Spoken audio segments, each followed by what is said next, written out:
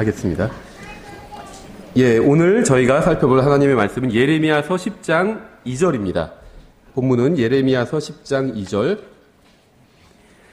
찾으셨으면 한번 다 같이 읽어보겠습니다. 예레미야서 10장 2절. 자, 시작. 주가 이같이 말하노라. 이교도들의 길을 배우지 말며 하늘의 표적들에 놀라지 말라. 이교도들은 그것들에 놀라느니라. 아멘. 이렇게 말씀하고 있죠. 잠깐 기도하겠습니다. 하나님 아버지, 주님의 말씀으로 인해서 감사드립니다. 저희가 이교도들의 길을 배우지 않고 주님의 길을 배울 수 있도록 주님께서 저희들의 길을 인도해 주시기 원합니다. 감사드리며 예수님의 이름으로 기도드렸습니다. 아멘. 이해를 위해서 제가 한번 1절을 또 같이 보겠습니다. 오 이스라엘의 집아, 너희는 주께서 너희에게 하시는 말씀을 들을지어다. 주가 이같이 말하노라. 이교도들의 길을 배우지 말며 하늘의 표적들에 놀라지 말라. 이교도들은 그것들에 놀라느니라. 하나님의 말씀은 굉장히 단순합니다. 어렵지 않습니다. 주께서는 우리가 이교도들의 길을 배우지 않기를 원하시죠. 이교도들이 자녀를 태우는 헌물로 자신의 어떤 신을 섬기는 것은 그렇게 섬기잖아요. 그래서 우리가 그렇게 하지 말라는 거예요. 그러니까 이 당시에 이제 이교도들은 자기들의 자녀를 불로 태우거나 몰렉을 섬길 때 그런 방식으로 신을 섬겼습니다. 하나님께서는 그런 방식으로 섬기지 말라고 하시는 말씀이죠. 또 이교도들이 처녀를 바다의 신에게 제물로 바치는 경우도 있었죠. 그래서 예를 들면 우리나라도 과거에 심청전 같은 거에 그런 이야기가 나오잖아요. 용왕님께 예를 들면 이교도들이 섬기는 신이에요. 용왕이라는 것이 처녀를 제물로 바쳐야 된다. 그래서 바다에 바로 던져버렸죠. 그렇게 하지 말라는 겁니다. 그렇죠. 아마 영화나 아니면 영상을 통해서 이러한 장면을 머릿속으로 그려보실 수 있을 거예요.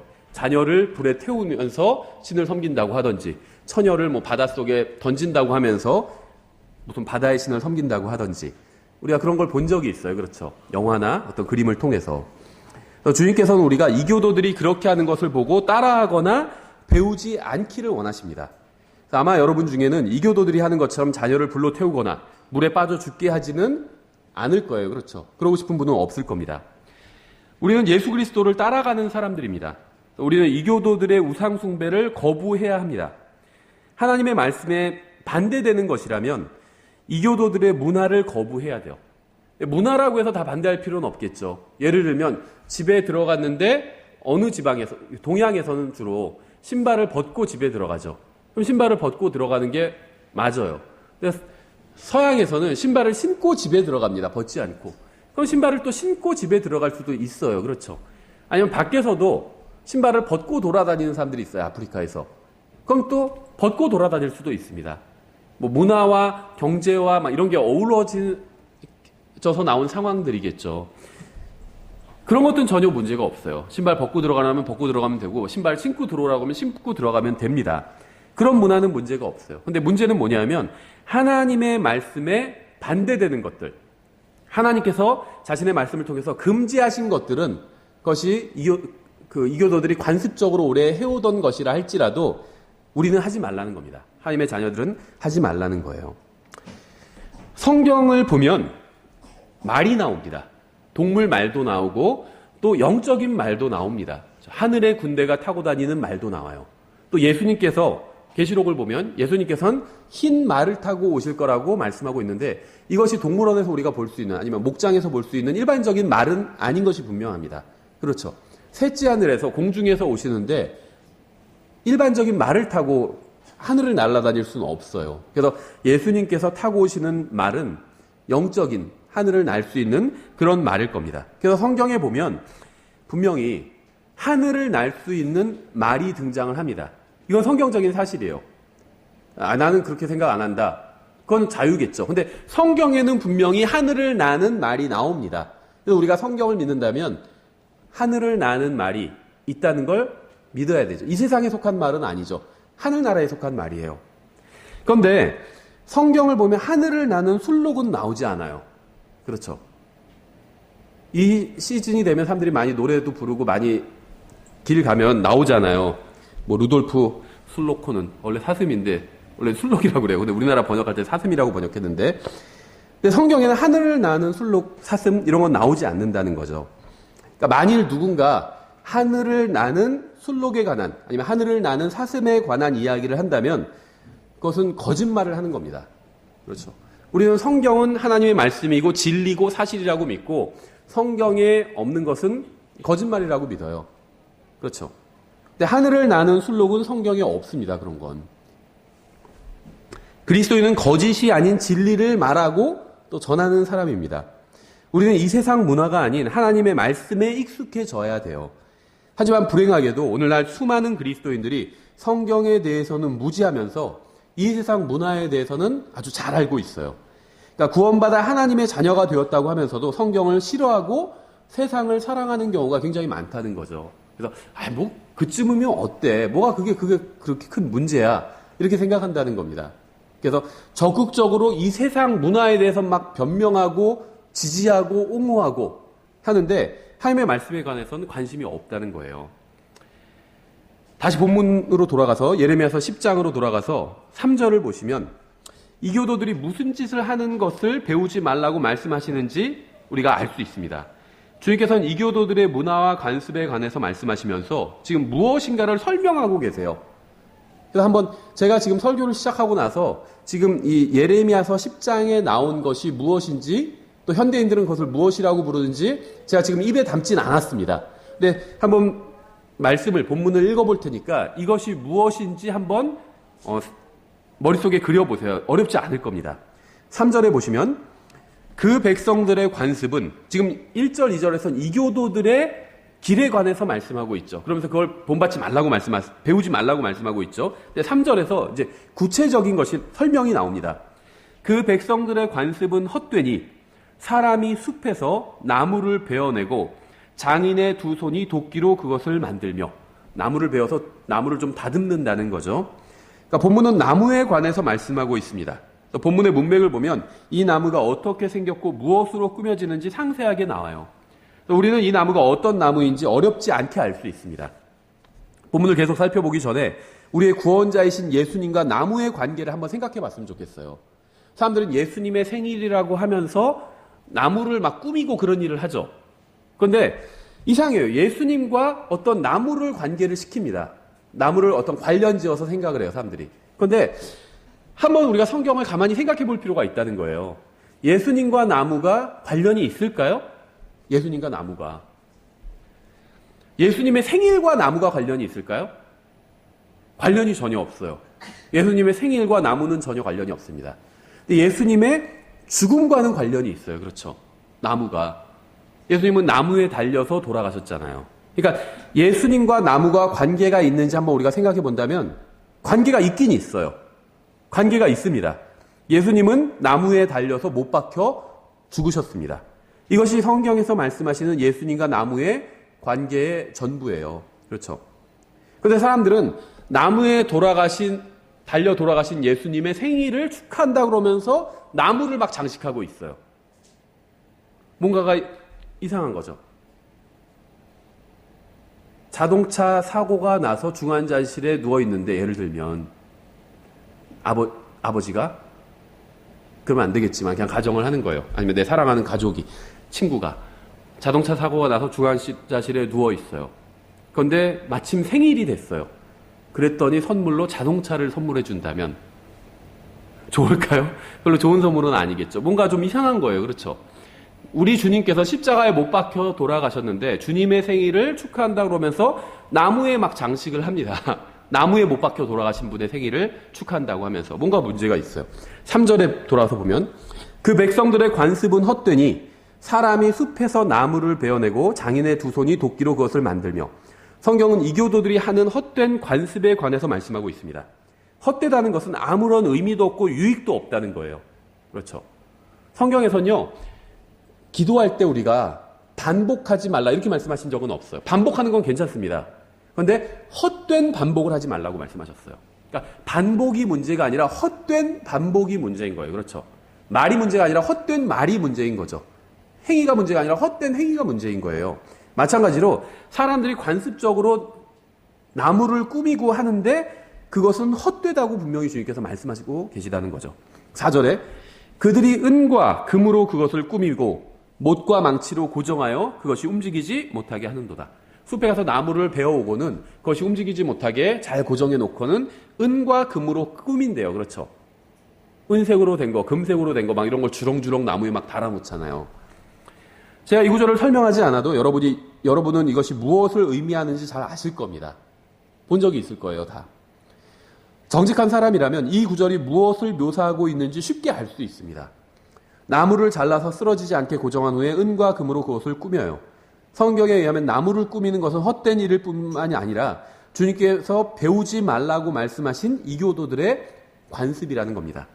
성경에 의하면 나무를 꾸미는 것은 아들 하나님의 출생을 축하하는 것과는 아무런 관계가 없는 일이에요. 성경이 말씀하시는 것을 이해했으면 해야 하는 것이 무엇일까요? 우리가 성경을 읽죠. 또 성경을 배우고 또 성경을 공부합니다. 그래서 성경에 기록된 말씀을 이해하게 됐어요. 그럼 우리가 무엇을 해야 될까요? 성경을 믿을 것인지 말 것인지를 결정해야 되겠죠. 내가 이제 여기서 하는 말씀이 무엇인지 완전히 이해했어요. 그러면 이 말씀을 내가 믿든지 믿지 않든지, 이 말씀대로 살든지 그대로 살지 않든지 결정해야 된다는 거죠. 여러분은 성경을 진정으로 정말 믿고 계신가요? 여러분은 성경이 하지 말라고 하는 것은 안 할 것인가요? 하나님께서는 은과 금으로 나무를 꾸미는 이교도들의 헛된 관습에 동참하지 말라고, 그들이 하는 걸 배우지 말래요. 그렇게 말씀하고 있잖아요. 5절에 그것들은 종려나무같이 똑바로 서 있으나, 사람들이 꾸미는 나무를 보면 막 꾸불꾸불 된 나무는 없어요. 그렇죠? 다 똑바로 서 있어요. 말도 못하고 또 가지도 못하므로 반드시 메고 다녀야 하느니라. 그것들은 화를 주지도 못하며 그것들 안에 선을 행하는 것이 없나니 그러므로 그것들을 두려워하지 말라. 그것들 안에 선을 행하는 것이 없다는 건 유익한 점이 아무것도 없다는 겁니다. 아무리 금과 은으로 나무를 꾸며도 진정한 평안과 위로와 안식과 행복과 희망은 오지 않는다는 거예요. 하지만 사람들은 12월이 되면 나무를 꾸미는 일에 관심을 갖고 좋게 여깁니다. 저희도 단지에 이제 나무 조경이 돼 있잖아요. 나무를 막 꾸며놔요. 전구 같은 거 많이 달아놓고, 은과 금으로 된 거 막 달아놓고. 인간에게 선한 것을 줄 수 없는 이교도들의 관습일 뿐이지만 누구도 의문을 제기하지 않고 나무를 꾸미는 것을 그저 좋게 바라봅니다. 그렇죠. 인간에게 진정한 평안과 만족과 위로와 안식을 줄 수 있는 것은 금과 은으로 꾸민 나무가 아니라 나무에 달려 돌아가셨다가 3일 만에 부활하신 예수 그리스도죠. 크리스마스 트리는 이교도들의 헛된 관습일 뿐이고 주님께서 배우지 말라고 하신 것입니다. 크리스마스 트리의 기원은 2000년 전이 아니라는 거예요. 훨씬 더 오래됐어요. 예레미야 시대에 오래됐어요. 그렇죠. 크리스마스 트리는 헛된 것입니다. 헛된 거예요. 산타나 하늘을 나는 술록은 존재하지 않습니다. 아무런 의미가 없는 거예요. 하지만 하나님을 믿는 것은 의미가 있죠. 예수님을 구원자로 받아들이는 것은 특별한 의미가 있는 일입니다. 찬송을 부르는 것도 의미가 있고, 기도를 하는 것도 의미가 있고, 복음을 전하고 또 교제를 나누고 성경을 읽고 공부하고 하나님의 말씀에 순종하면서 사는 것도 모두 특별한 의미가 있는 일이에요. 그러니까 우리는 의미 있는 일을 해야 됩니다. 의미 있는 일을. 의미 없는 일은 가능하면 하지 말아야 돼요. 그렇죠? 게다가 하나님께서 하지 말라고, 헛된 일이고 의미 없으니까 하지 말라고 하신 일이라면 하지 말아야 됩니다. 관심을 둘 필요가 없다는 거예요. 왜냐하면 의미 있는 일을 하면서 살기에도 우리에게 주어진 시간이 많지 않으니까. 6절에 오 주여 주와 같으신 이가 없사오니 주는 크시며 주의 이름은 권능이 크시나이다. 우리는 헛되고 어리석은 짓을 해서는 안 됩니다. 우리를 구원하신 하나님은 크고 위대하신 분이에요. 예수 그리스도 안에서 참된 소망을 가지고 있는 우리가 사람들이 지어낸 산타나 허황된 이야기의 시간을 허비할 필요가 없습니다. 우리는 아이들에게 산타크로스 같은 허황된 이야기가 아니라 진리를 이야기해 줘야 돼요. 사실을. 거짓으로 꾸며낸 이야기가 아니라 진리, 사실, 이걸 가르치고 이야기해 줘야 돼요. 참 어떻게 보면 이상해요. 이 세상은 11달 동안은 스파이더맨, 아이언맨, 배트맨, 원더우먼 이런 거, 해리포터 이런 것에 열광하다가 12월이 되어서는 갑자기 크리스마스 트리나 산타크로스나 하늘을 나는 술록이나 이런 것에 관심을 보이기 시작해요. 하지만 이러한 것들은 우리가 열광해야 할 대상이 아닙니다. 우리는 하나님께 열광해야 돼요. 예수 그리스도께 열광해야 합니다. 제가 구원받은 순간 하나님께서는 저에게 성령님을 주셨습니다. 저에게는 예수 그리스도가 있기 때문에 크리스마스 트리나 산타크로스가 필요가 없어요. 성령님께서는 저를 위로해 주시고 봉인해 주시고 지켜주시고 모든 진리 가운데로 인도해 주시고 또 구속의 날까지 보호해 주십니다. 7절에 오 민족들의 왕이여 누가 주를 두려워하지 아니하리이까 그것이 주께 마땅한 일이오니 그 민족들의 모든 지혜로운 자들 가운데서와 그들의 모든 왕국 안에서 주와 같으신 이가 없나이다. 예수님 같은 분은 없습니다. 여러분이 아는 그 누구도 예수님과 비교하면 먼지와 같은 존재일 뿐이에요.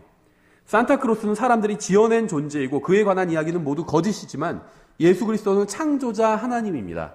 예수님에 관해서 성경이 말씀하고 있고 증언하고 있는 것들은 모두 사실이라는 거예요. 그리고 우리의 운명에 엄청난 영향을 주는 것입니다. 사람들은 크리스마스가 예수님의 생일이라고 생각을 합니다. 문제는 예수님을 좋아하지도 않으면서 예수님의 생일을 기념하려고 한다는 거예요. 이게 굉장히 저는 모순적이라고 생각을 합니다. 크리스마스가 예수님의 생일이라고 생각하는 것까지는 자유예요. 그렇죠. 그런데 제가 이해가 안 되는 건 예수님을 좋아하지도 않아요. 믿지도 않아요. 그러면서 예수님의 생일은 기념을 하려고 그래요. 이상하지 않아요? 그렇죠. 저는 누군가 예수님의 생일을 축하하고 싶다고 하면 반대할 생각은 없습니다. 그러니까 크리스마스를 지키는 교회는 무조건 다 잘못됐다. 그런 얘기를 하는 건 아니에요. 예수님의 생일을 순수하게 그냥 축하하고 싶다. 성경엔 그분의 생일이 언제인지 나오지 않거든요. 그러니까 대충 그냥 이때쯤에 축하하고 싶다. 자유라고 생각을 합니다. 그렇죠. 예수님의 생일을 축하한다는데 나쁜 건 아니잖아요. 예수님의 생일을 뭐 저주한다는 것도 아니고. 그런데 예수님의 생일을 축하하려면 다른 사람의 우리가 일반적으로 생일을 축하하는 것처럼 그렇게 축하하면 좋을 것 같아요. 이왕 축하하려면. 그러니까 정말 예수님의 생일을 축하하고 싶으면 다른 사람에게 선물을 주지 말고 예수님께 선물을 드려야 됩니다. 이게 생일을 축하하는 방법이에요. 그렇죠. 예수님의 생일이라고 하면서 예수님께는 선물을 드리지 않고 자기들끼리 선물을 주고받아요. 되게 굉장히 이상해요. 그럼 예수님 기분이 어떠실까요? 한번 아이가 있는 분들은 집에서 한번 시험해 보세요. 아이의 생일에 아이한테 너 생일 정말 축하해 그러면서 선물은 주지 않고 엄마 아빠가 서로 선물을 교환해요. 그럼 아이들이 막 좋아할까요? 울고 난리가 치고. 저도 한번 시험해 보려고 하는데 쉽지는 않을 것 같아요. 울고 난리가 날 거예요. 그렇죠? 어른들도 기분이 좋지 않을 거예요. 직장에서 과장님 생일 정말 축하드려요 하면서 자기들끼리 선물을 교환해요. 그럼 어떠실까요? 잘못된 거예요. 굉장히 잘못된 거예요. 예수님의 생일이라고 생각하면 또 축하하고 싶으면 예수님께 선물을 드려야 돼요. 하나님께서 우리로부터 받으시길 원하시는 게 있잖아요. 우리 몸을 살아있는 희생물로 드리라고 했죠.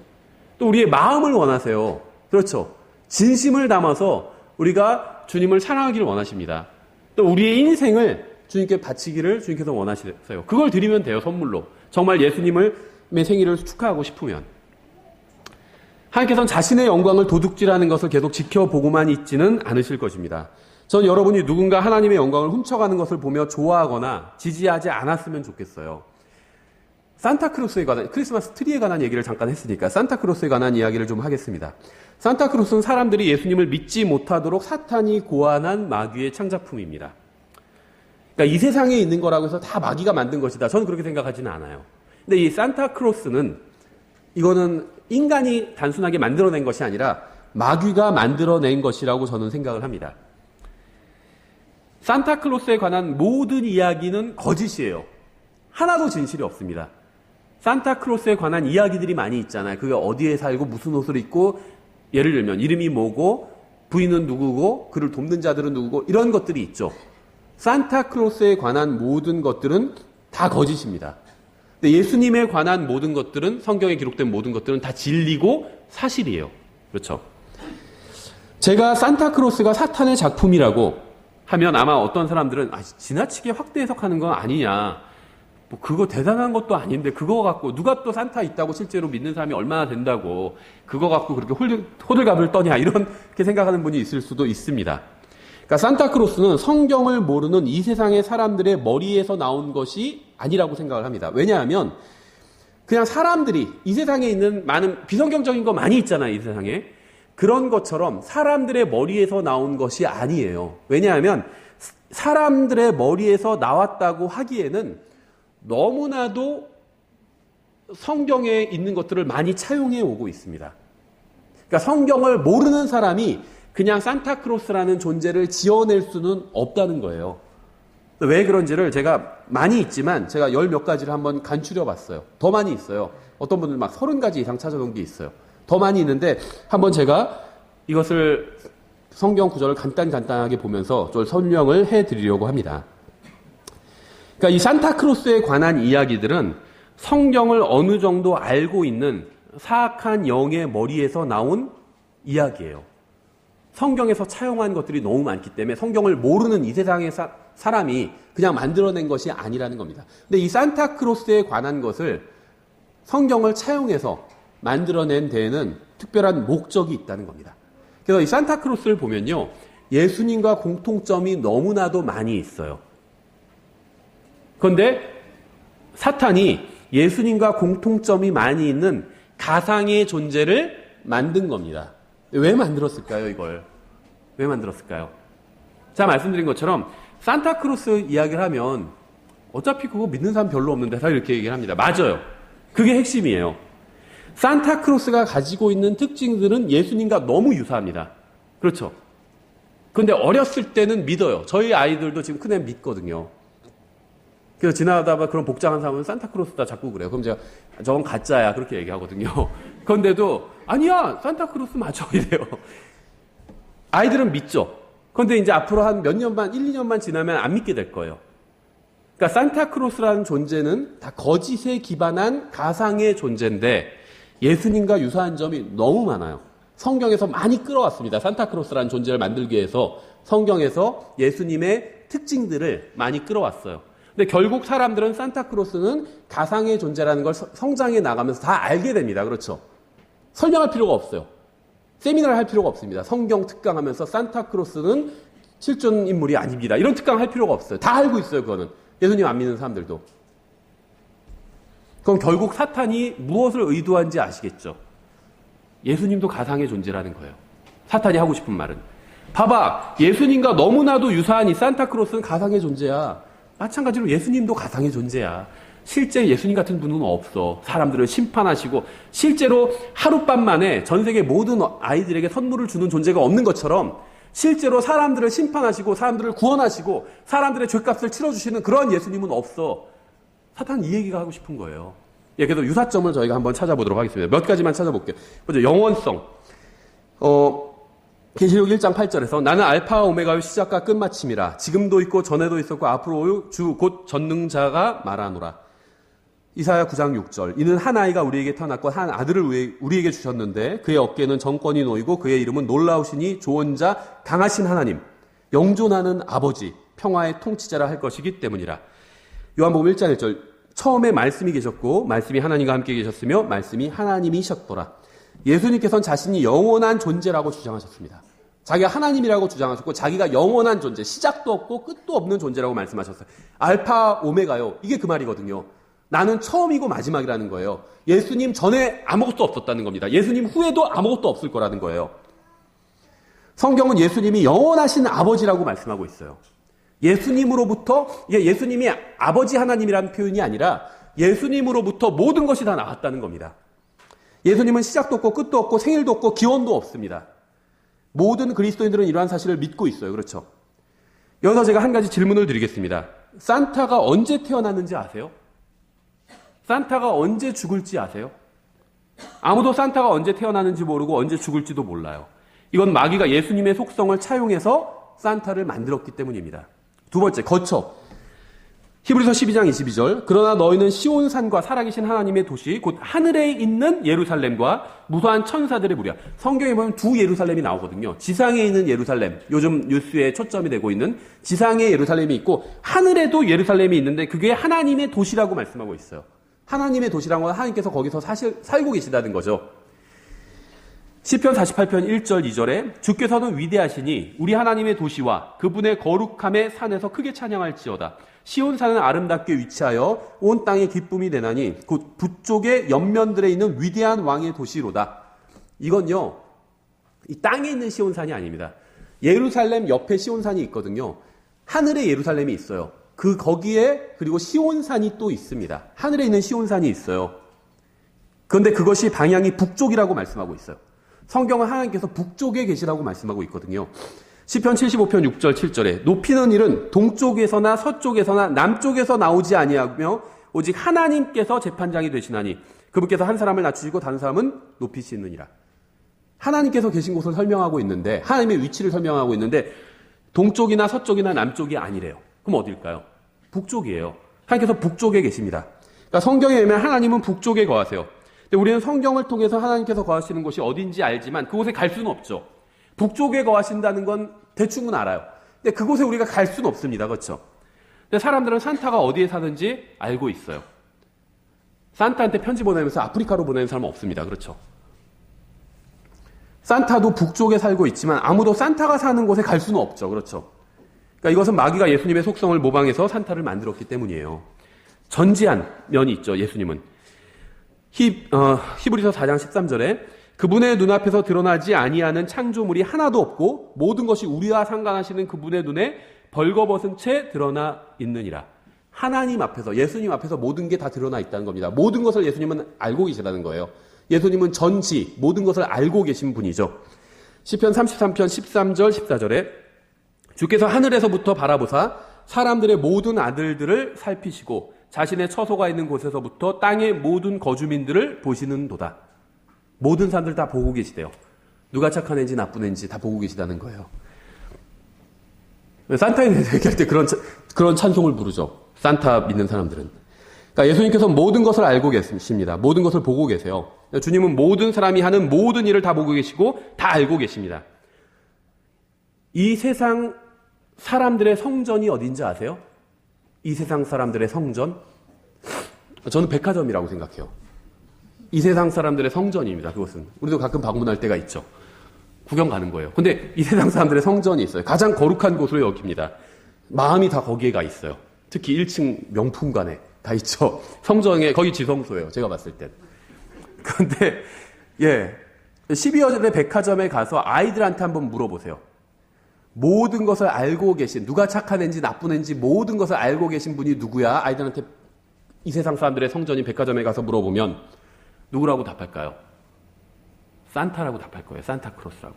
예수님이라고 답하지 않을 겁니다. 그렇죠?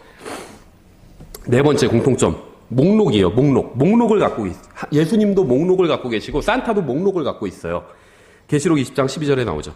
또 내가 보면 죽은 자들이 작은 자나 큰 자나 할 것 없이 하나님 앞에 서 있는데 책들이 펴져 있고 또 다른 책이 펴져 있었으니 곧 생명책이라. 죽은 자들이 자기 행위들에 따라 책들에 기록된 그것들에 근거하여 심판을 받았더라. 사람들이 한 일들이 책들에 기록되어 있습니다. 그래서 책들에 기록된 그것들에 근거해서 심판을 받게 돼요. 목록을 갖고 계세요. 하나님은. 산타도 다 목록을 갖고 있죠. 다 적어놓잖아요. 누가 착한 애인지 나쁜 애인지. 그렇죠. 그래서 그 목록을 보고 선물을 준다고 그래요. 다섯 번째, 아이들에게 관심을 갖고 있는 면에 있어서 또 동일합니다. 누가복음 18장 16절, 예수님께서 그들을 불러 이르시되 아이들이 예수님께 나오는 걸 제자들이 막았었죠. 어린이 아이들이 내게 오는 것을 허락하고 그들을 막지 말라. 하나님의 왕국은 그런 자들의 것이니라. 또 마가복음 9장 36절 37절, 아이 하나를 데려다가 그들의 한가운데 세우시고 그를 팔로 안으시며, 예수님께서 아이를 팔로 안으신 거죠. 그들에게 이르시되 또 누구든지 내 이름으로 이런 아이들 중 하나를 받아들이는 자는 나를 받아들이며 또 누구든지 내 이름으로 이런 아이들 중 또 누구든지 나를 받아들이는 자는 나를 받아들이지 아니하고 나를 보내신 분을 받아들이느니라 하시느니라. 그래서 마치 예수님과 하나님 아버지의 관계처럼 예수님과 아이의 관계가 그런 관계다. 아이를 굉장히 사랑하시는 거예요. 그렇죠? 예수님은 아이를 받아들이시고 사랑하십니다. 그래서 아이들은 죽으면 다 하늘나라에 가는 거예요. 산타도 허구의 가상의 존재인데 12월이 되면 그들의 성전이 백화점에서 가짜 존재인 산타 분장을 한 가짜 산타가 아이들을 무릎에 안고 사진을 찍어요. 그렇죠? 이것도 예수님을 따라하는 겁니다. 여러분은 아마 압살롬이 한 짓을 기억하실 거예요. 압살롬이 한 짓. 그는 진짜 왕인 다윗을 시기해서 백성의 마음을 다윗에게서 자신에게로 훔쳐갈 계획을 세웠죠. 그래서 어려운 백성들을 보면 나라면 내가 왕이라면 이렇게 해줄 텐데 이렇게 얘기하면서 백성들의 마음을 훔치는 일을 했습니다. 그렇죠? 압살롬이란 사람이. 마찬가지로 사탄은 산타를 통해서 아이들의 마음을 예수님께로부터 빼앗아가고 있어요. 산타와 예수님 중 누구를 만나고 싶은지 아이들에게 한번 물어보세요. 예수님이 아니라 산타를 만나고 싶다고 하면 이미 마음을 마귀에게 뺏긴 겁니다. 여섯 번째, 전능한 면에 있어서 그 성품을 차용해 왔어요. 골로새서 1장 16절, 이는 그분에 의해 모든 것이 창조되었기 때문이라. 예수님에 관한 문맥이거든요. 하늘에 있는 것들과 땅에 있는 것들, 보이는 것들과 보이지 아니하는 것들, 곧 왕자들이나 통치들이나 정사들이나 권능들이나 모든 것이 그분에 의해 창조되고 그분을 위하여 창조되었느니라. 모든 것을 창조하신 분은 예수님입니다. 그러니까 예수님은 그냥 좋은 분이다 이렇게 생각한다면요, 그건 예수님을 모독하는 거예요. 예수님은 좋은 분이 아니에요. 그냥 좋은 분이 아니라 창조자 하나님입니다. 예수님을 창조자 하나님으로 받아들여야 예수님께 합당한 영광을 돌려드리는 거예요. 계시록 4장 11절, 오 주여, 주는 영광과 존귀와 권능을 받기에 합당하시오니 주께서 모든 것을 창조하셨고 또 그것들이 주를 기쁘게 하려고 존재하며 창조되었나이다 하더라. 하나님은 모든 것을 창조하신 전능하신 분이에요. 주님께서는 모든 동물도 만드시고 필요한 경우에는 나귀가 말을 하게 하기도 하셨죠. 민수기에 나오죠. 나귀는 원래 말을 못하도록 창조를 하셨는데 필요한 경우엔 입을 여셔서 말을 하게 하셨습니다. 그렇죠. 근데 산타는 하늘을 나는 술록이 끄는 썰매를 타고 다닌다고 합니다. 이것은 마치 산타가 술록이 하늘을 날 수 있게 하는 초자연적인 능력을 가진 것처럼 보이게 하죠. 예수님의 능력을 차용해 온 거예요. 일곱 번째, 관련된 책이 많이 있어요. 요한복음 21장 25절에서 예수님께서 행하신 다른 일들도 많으므로 만일 그것들을 낱낱이 기록한다면 심지어 이 세상이라도 기록된 책들을 담지 못할 줄로 나는 생각하노라 하니라. 이게 뭐 직접적인 말씀은 아니지만 예수님에 관한 책이 굉장히 많이 있습니다. 그렇죠. 많이 있어요. 몇만 권, 몇십만 권이 있어요. 근데 산타에 관한 책도 굉장히 많이 있어요. 마트에 한번 가보세요. 산타에 관한 책 굉장히 많이 있어요. 예수님에 관한 책보다 훨씬 질도 좋아요. 고급스러운 막질에 막 칼라로 돼 있고. 여덟 번째, 무소부재. 예수님은 어디나 계실 수 있죠. 요한복음 20장 19절. 그 뒤 같은 날 곧 주의 첫날 저녁 때 제자들이 유대인들을 두려워하여 모인 곳에서 문들을 닫았는데 예수님께서 오셔서 한가운데 서서 그들에게 이르시되 너희에게 평강이 있을지어다 하시니라. 문을 잠가놓고 닫아놓고 있는데 예수님께서 한가운데 갑자기 나타나셔서 말씀을 하고 계신 부분이죠. 그래서 예수님은 어디든 계실 수 있습니다. 이게 무소부재라는 거죠. 어디든 전지하시고 전능하시고 무소부재하십니다. 어디든 계실 수가 있어요. 근데 사람들은 산타가 어디든 있을 수 있다고 생각을 합니다. 그렇죠. 산타크로스가 와서 선물을 줬으면 좋겠다고 해서 양말 걸어놓는데 문을 열어놓지는 않아요. 잠그고 자요. 그렇죠. 그래도 산타가 들어올 수 있다고 생각하니까. 예수님께서는 부활하신 후에 짧은 시간에 셋째 하늘을 다녀오시기도 하셨습니다. 산타도 짧은 시간에 수많은 집들을 방문할 수 있다고 사람들이 생각하도록 마귀가 이야기를 만들었죠. 어떤 사람이 계산한 걸 보니까 0.003초에 한 집을 방문하면 된대요. 크리스마스 이브부터 시작해서 크리스마스 끝날 때까지 이 세상에 있는 집들을 방문하려면 산타가 0.003초에 딱 한 집씩 방문하면 된대요. 그러니까 산타가 무소부재하다고 믿는 거예요, 실제적으로. 아홉 번째는 비행 능력. 사도행전 1장 9절에 이것들을 말씀하신 뒤에 그분께서, 예수님이죠, 그들이 보는 동안 들려 올라가시니 구름이 그분을 받아들여 그들이 보지 못하게 하더라. 예수님께서 공중으로 올라가셨습니다. 승천하셨죠. 천천히 승천하셨어요. 그렇죠? 예수님은 부활하신 후에 공중으로 돌림받아 하늘로 올라가셨습니다. 사람들은 산타가 하늘을 나는 술록이 끄는 썰매를 타고 날아다닌다고 생각해요. 공중을 날아다닌다고 생각합니다. 산타가. 그렇죠. 열 번째, 대리인이 있어요. 둘 다. 고린도서 5장 20절에 그런즉 하나님께서 우리를 통해 너희에게 간청하시는 것 같이 이제 우리가 그리스도를 위한 대사가 되어 그리스도를 대신하여 너희에게 간구하노니 너희는 하나님과 화해하라. 이렇게 말씀하고 있죠.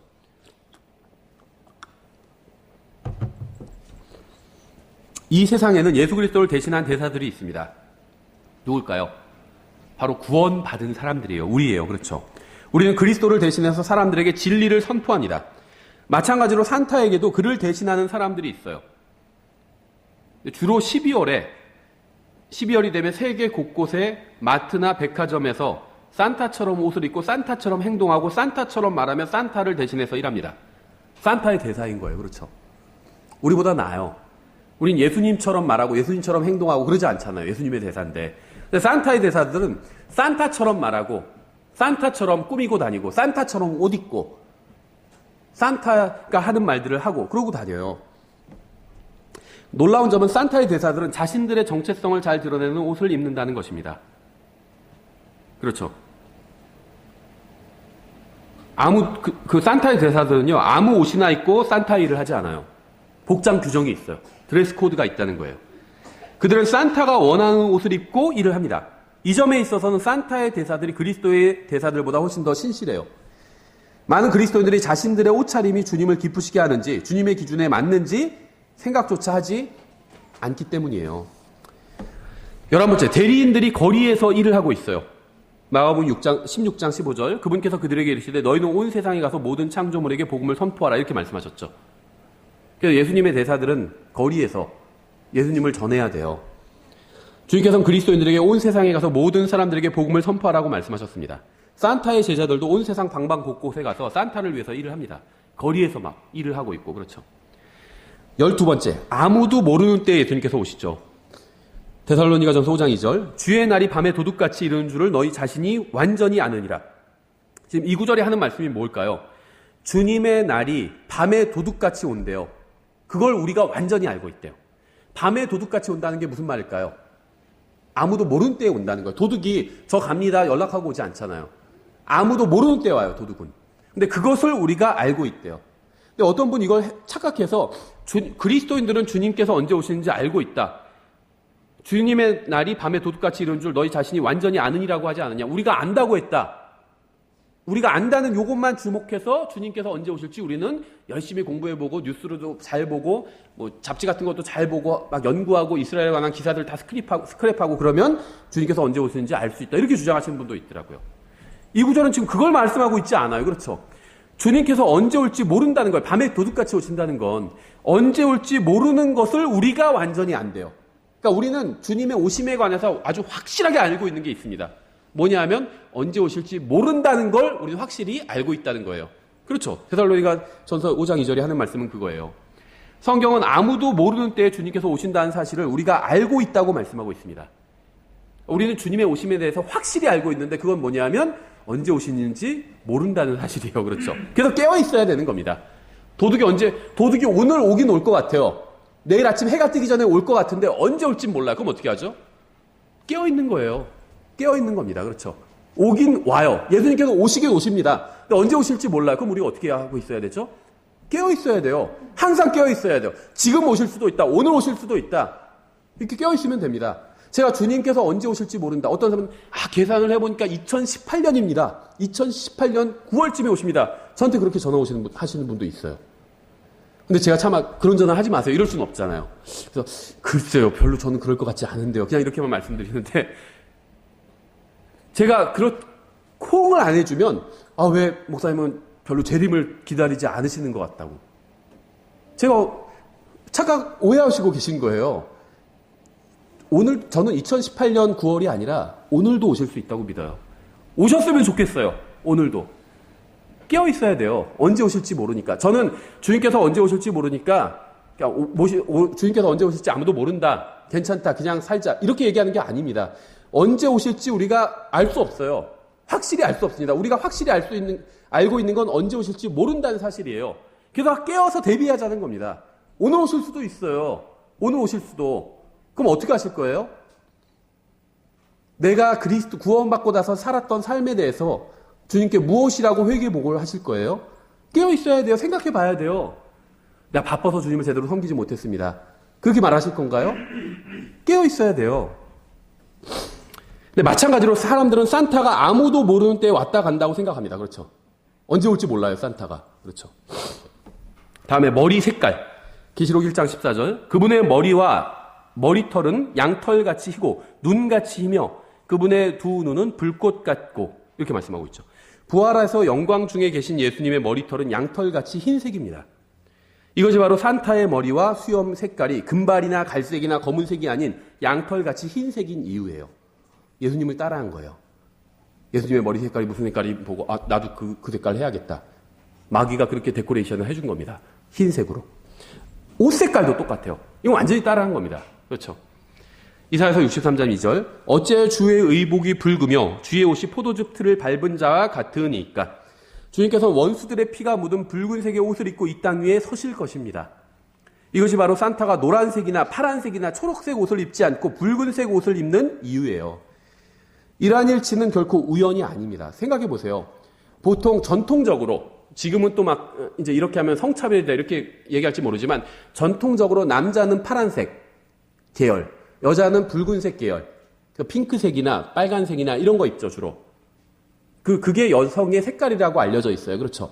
남자는 파란색이나 짙은 남색이나 이런 게 남자의 색깔이다 이렇게 알려져 있어요. 화장실도 남자 화장실은 파란색으로 된 사람의 모양, 픽토그램이 그려져 있고, 여자 화장실은 빨간색으로 된 모양이 그려져 있어요. 우리나라에 여성 전용 주차장도 있죠. 파란색이 아니라 분홍색 치마 입은 여자 픽토그램이 그려져 있어요. 그렇죠. 근데 산타는 남자인데 빨간색 옷을 입고 와요. 왜 그럴까요? 예수님의 옷 색깔이 보니까 붉어요. 자기도 빨간색 옷 입고 온 거예요. 이건 우연이 아닙니다. 그냥 사람이 생각해낸 게 아니에요. 마귀가 특별한 목적을 가지고 고안한 겁니다. 만들어낸 거예요. 산타라는 존재를. 그렇죠. 그래서 이것은 사탄이 의도적으로 예수님을 흉내내서 산타를 만들었기 때문에 일어난 일이에요. 15번째, 보상을 가지고 오세요. 계시록 22장 12절. 보라, 내가 속히 오리니 내가 줄 보상이 있어. 상이라는 거죠. 상, 리워드, 상이라는 거예요. 보상이 내게 있어. 각 사람에게 그의 행위에 따라 주리라. 고린도전서 3장 14절. 어떤 사람이 그 기초 위에 세운 일이 남아있으면 그는 보상을 받고, 이렇게 말씀하고 있죠. 우리가 예수 그리스도 위에 무엇인가를 쌓아 올렸다면 보상이 남아있다는 겁니다. 이건 구원과는 관련이 없어요. 구원은 선물이에요. 보상은 선물이 아닙니다. 상급이에요. 그렇죠. 예수님께서는 보상을 가지고 오실 것입니다. 빈손으로 오지 않으세요. 보상을 가지고 오신다고 말씀하고 있잖아요. 산타는 착한 어린이들에게 선물을 준다고 합니다. 근데 참 저는 산타가 아이들에게 선물 주는 거 생각할 때마다 이상한 게 뭐냐면, 부잣집 아이들에게는 비싼 선물 주고 가난한 집 아이들에게는 저렴한 선물 줘요. 그렇죠. 이상하죠. 근데 예수님은 어떤 기준으로 보시냐? 그러니까 산타는 잘 사는지 못 사는지 기준으로 보는 거예요. 사실은 잘 사는 집 아이에겐 비싼 선물 주고, 그렇죠. 가난한 집 아이에게는 저렴한 선물 주고. 근데 예수님께서 선물을 주시는 기준은 뭐냐면, 주님을 신실하게 섬겼는가입니다. 그렇죠. 기준이 다르죠. 선물을 주는 건 같은데 기준은 달라요. 그러니까 보상을 주는 건 같은데 기준이 다르죠. 16번째, 부자입니다. 부자. 계시록 21장 18절부터 19절. 그 도시의 성벽 건조물은 벽으로 되어 있고 그 도시는 순금이며 맑은 유리 같더라. 그 도시의 성벽 기초들은 온갖 종류의 보석들로 장식되었는데, 이렇게 말씀하고 있죠. 하나님은 모든 것을 소유하신 분입니다. 이 세상에 있는 모든 것이 하나님의 것이에요. 하나님께서 살고 계신 곳은 보석으로 되어 있어요. 그렇죠. 산타도 해마다 수많은 아이들에게 선물을 주려면 부유한 존재일 수밖에 없죠. 간단히만 살펴본 거예요. 16가지를. 더 많이 있어요. 관련된 거 막 인터넷 검색해 보시고 글 찾아보시면 훨씬 많이 있습니다. 예수님과 산타의 유사한 점, 또 다른 점, 이런 거 정리해 놓은 글도 있고. 산타는 실제로는 없는 가상의 존재입니다. 가상의 존재예요. 그에 관한 모든 것은 거짓입니다. 심지어 밖에 산타 복장을 한 사람의 수염도 거짓이에요. 그렇죠. 저 아이가 산타클로스 맞아. 그럴 때마다 수염 한번 땡겨 보여주고 싶어요. 봐봐, 가짜지, 수염도. 이렇게. 근데 신뢰가 되니까 그렇게 할 수는 없죠. 산타에 관한 것은 다 거짓이요. 심지어 웃음도 거짓이에요. 호호호. 이거 거짓이죠. 진짜, 그거 진짜 그 목소리 아니에요. 마트 직원이 그냥 젊은 사람인데 나이 든 척 하면서 하는 거예요. 그렇죠. 그러니까 예수님의 입에서 나오는 말씀은 다 진리입니다. 산타의 입에서 나오는 건 다 거짓이에요. 웃음도 거짓일 정도면 그 존재 자체가 거짓이라는 거죠. 가상의 산타에 익숙한 사람들은 산타가 거짓인 것처럼 예수님도 거짓이라고 생각하게 하려는 것이 바로 사탄의 의도입니다. 그렇죠? 하나님을 믿어야 하나님의 아들인 예수 그리스도를 믿을 수 있고, 그래야 하나님의 선물인 영원한 생명을 받을 수 있습니다. 하지만 산타크로스는 아이들이 하나님을 믿지 못하게 방해하고 있어요. 아이들은 커가면서 산타가 실제로 존재하지 않는 것처럼, 실제로 존재하지 않는 거짓된 허상의 존재라는 사실을 알게 되죠. 이렇게 자란 아이들은 어렸을 때 우리가 본 산타도 거짓말이니까 어렸을 때 주일학교에서 본 예수님도 거짓말일 거야. 이렇게 생각한다는 거예요. 그래서 아이들은 하나님도 산타처럼 실제로 존재하지 않는 그런 존재라고 생각하게 된다는 겁니다. 이것이 바로 산타를 통해서 사탄이 이루려고 하는 일이라는 거예요. 아이들은 산타를 믿어서는 안 됩니다. 우리는 아이들에게 누구를 믿어야 되는지 가르쳐야 돼요. 근데 산타는 믿어서는 안 돼요. 왠지 아세요? 낯선 사람이 주는 선물을 받지 말도록 가르쳐야 되죠. 마트에서 막 낯선 산타가 사탕 같은 거 주잖아요. 위험한 거예요. 왠지 아세요? 아이가 모르는 낯선 사람이죠. 근데 변장까지 하고 있어요. 그리고 선물을 줘요. 우리 그걸 가르쳐야 되죠. 아이들한테. 낯선 아저씨가 사탕 줘도 받지 마. 이렇게 가르치죠. 특히 낯선 아저씨가 변장까지 하고 있고 목소리도 위조하고 있어요. 호호호 하면서. 그럼 그거는 더 받으면 안 돼요. 그렇죠? 아이들은 산타가 아닌 엄마를 믿어야 돼요. 아빠를 믿어야 됩니다. 하나님을 믿어야 돼요. 아이들은 산타가 아니라 예수 그리스도를 믿어야 돼요. 그걸 가르쳐야 됩니다. 우리는. 부모는 아이들에게 재물이나 사회적 지위보다 진리를 아는 것이 훨씬 더 중요하다는 사실을 가르쳐야 됩니다. 이 세상 문화보다 하나님의 말씀을 가르쳐야 돼요. 사람들에게 인정받고 부러움을 받는 것보다 하나님께 받아들여지는 것이 훨씬 더 중요하다는 사실을 가르쳐야 합니다. 아이들에게 줄 수 있는 가장 소중한 선물은 예수 그리스도를 소개해 주는 거예요. 아이들에게 줄 돈도 없고 선물도 없고 물려줄 부동산이 없다 해도 예수 그리스도를 소개해 준다면 가장 소중한 선물을 준 것입니다. 크리스마스 트리나 산타크로스는 이교도들의 헛된 우상일 뿐입니다. 여호수아가 이스라엘 백성에게 마지막으로 한 말을 인용하면서 제가 설교를 마칠게요. 여호수아서 24장 23절이에요. 이렇게 되어 있어요. 여호수아죠. 그가 이르되 그런즉 이제 너희 가운데 있는 이방 신들을 제거하고 너희 마음을 주 이스라엘의 하나님께로 향하게 하라 하니. 여러분이 예수님의 생일을 축하하고 싶으시다면 여러분의 마음을 하나님께로 향하게 하고 여러분의 마음을 하나님께 드리세요. 하나님께서 가장 기뻐하시는 선물입니다. 이교도들의 길을 배우지 마십시오. 악은 그 모양도 흉내내지 말라고 성경 말씀하고 있잖아요. 이교도들의 길을 아이들에게도 가르치지 마십시오. 아이들에게 예수 그리스도를 소개시켜 주세요. 그것이 진정으로 아이들을 사랑하는 길입니다. 기도하고 찬송하고 마치겠습니다. 기도하겠습니다. 하나님 아버지, 주님께서 주신 말씀으로 인해서 감사드립니다. 저희가 주님께서 오실 때가 가까울수록 저희가 영적으로 잠들지 않고 깨어서 저희가 해야 될 일들을 할 수 있도록 인도해 주시고 저희가 마땅히 붙들고 또 아이들에게 가르쳐야 될 진리를 저희가 잊지 않고 아이들에게 가르치고 또 붙들 수 있도록 지금 저희들의 마음과 또 입술과 또 행동과 또 저희들의 생활과 저희들의 모든 것을 주님께서 주관해 주시기 원합니다. 주님께서 이 세상에 인간의 몸을 입고 오셔서 저희의 모든 죄값을 치러주셔서 감사드립니다.